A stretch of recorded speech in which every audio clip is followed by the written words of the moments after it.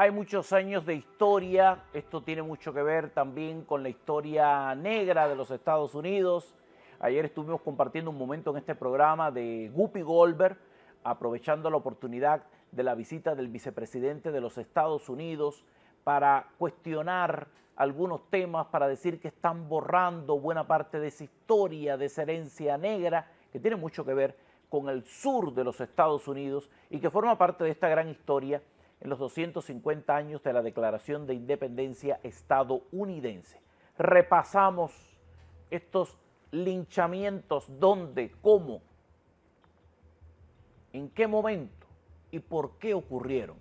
La persona indicada para hacer este repaso es Fernando Godo, que nos acompaña hoy en el contexto de estos 250 años de la independencia estadounidense que estamos repasando y vinculando con la actualidad. Fernando Godo, bienvenido. Gracias por tu tiempo. Muchas gracias por la invitación y la gentileza tuya de invitarme cada semana. Quería hacer obsequio de este libro, que es el último que saqué, te lo firmé, te lo Gracias. dediqué, que es el que se llama Ron Castro, Batista, la CIA y el CFR. Tiene muchas cosas interesantes que sobre todo le interesan a los cubanos para el tema de la libertad de Cuba y lo que pasa realmente ahora. Ahora vamos a entrar ya en el tema de hoy. Y todo sale de esta afirmación que hizo Whoopi Goldberg cuando le dice a Banks que los republicanos están borrando la historia negra de los Estados Unidos, cosas así. Mira, si los republicanos se hubieran dedicado a propagandizar lo que es la historia negra de los Estados Unidos, que ese es el error que han cometido en todo caso, aquí ningún negro votaría más por el Partido Demócrata, más nunca votaría uno. Y fíjate que hablo y menciono de negros, porque yo crecí rodeado de negros. En Cuba tú sabes que se le decían así, empezando por el padrino, compadre de mi papá, eran negros tabaqueros. O sea, yo hablo de negros normal porque en Cuba no había esa tanta... Si había racismo en Cuba era el de Fidel Castro en el gobierno, que no tenía negros en el gobierno, y eso tú sí lo sabes. Ahora, aquí en Estados Unidos, el Partido Demócrata, a grandes rasgos, primero era el campeón de la esclavitud, la esclavitud estaba aquí en el sur de los Estados Unidos, todos los estados del sur eran demócratas.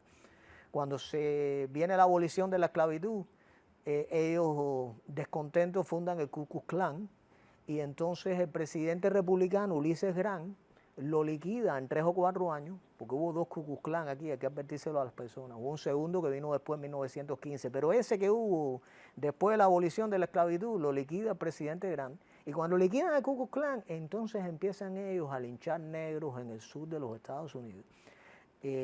Con las llamadas leyes Jim Crow. Y déjame decirte que no linchaban negros nada más, linchaban a cualquier blanco que se mezclara con negro. Eso es muy importante decirlo porque tú ves fotos históricas de blancos linchados en el sur. Ahora, ¿cuál fue el delito? Se mezclaron con negros, hicieron negocios con negros, eso era un delito. Y entonces el Ku Klux Klan ahí iba, lo que había quedado, ya eso se había desintegrado, eran sencillamente bandas que cogían y iban a las cárceles incluso, sacaban a la gente. Y eso duró, Sánchez, 100 años.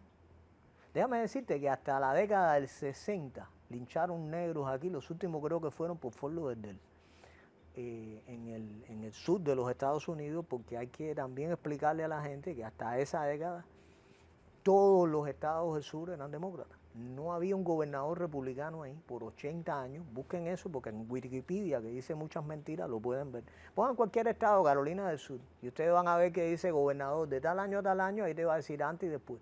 Pongan a partir de 1870 y pico ya, porque después que se abolió la esclavitud vino un periodo que los ejércitos republicanos se quedaron en el norte. Pero ya en la década del 80, durante casi 100 años, hasta 1964, que vino la ley de derechos civiles, todos los gobernadores, Carolina del Sur, Mississippi, Alabama, Luisiana, Florida, todos eran demócratas. Entonces, tienen este tema de los linchamientos. Ahora, si yo te digo cómo eran, las personas hoy se erizarían. Por eso que te digo que el día que se enseñe eso en las escuelas y se lo digan a los ciudadanos negros, no votan por un demócrata.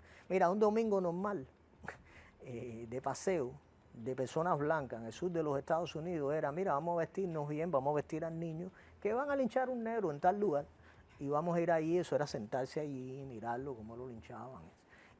Los primeros 20 años los linchaban, los ahorcaban y todo esto. Después, a partir de 1900, lo empezaron a quemar vivos. después que lo linchaban, los quemaban todavía vivos y los subían y los bajaban. Eso era el Partido Demócrata aquí. Ahora, eso duró hasta hace 50 años. Sí, duró hasta hace 50 años. Te digo por qué. Nunca en el Congreso se aprobó una ley antilinchamiento. Cada vez que llegaba, y se la ponían sobre todo al presidente Roosevelt, el presidente Roosevelt la hacía a un lado. La hacía a un lado porque no quería disgustarse con sus demócratas del sur, que eran los que tenían todas esas. Y él puso en la Corte Suprema a dos jueces de Ku Klux Klan. Uno fue Hugo Black, que te lo tenía por ahí. Estuvo 34 años en la Corte Suprema hasta 1970. Ese hombre murió en la Corte Suprema, como casi todos los jueces, y había sido líder reclutador de Ku Klux Klan. Eso es el Partido Demócrata, hay que enseñárselo aquí a la gente. O sea, los republicanos no deberían borrar la historia, todo lo contrario, deberían sacar a la luz esa historia para que realmente el voto negro se vaya para donde tiene que ir aquí. Ese contenido está muy heavy para Whoopi Goldberg. No, está muy heavy. Mira, es más, ella, como negra, o es una corrupta o es ignorante. Porque si ella misma creo que se entera de eso. Ella está informada de muchas cosas. Quizás por política asumen este tipo de posturas, este tipo de roles.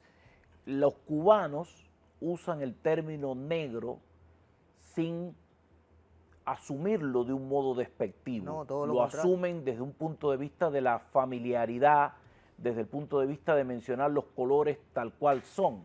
Siempre en los Estados Unidos y en los medios procuramos manejar el término afrodescendientes para no herir susceptibilidades que muchos no entendemos por qué están tan latentes, por qué están tan a flor de piel, cuando hay otros aspectos mucho más esenciales en los cuales deberíamos detenernos. El conocimiento de la historia nos garantiza algo esencial: evitar que este tipo de cosas vuelvan a repetirse. Gracias a Fernando Godo, como siempre, por este acercamiento desde la historia de los Estados Unidos. Ya regreso.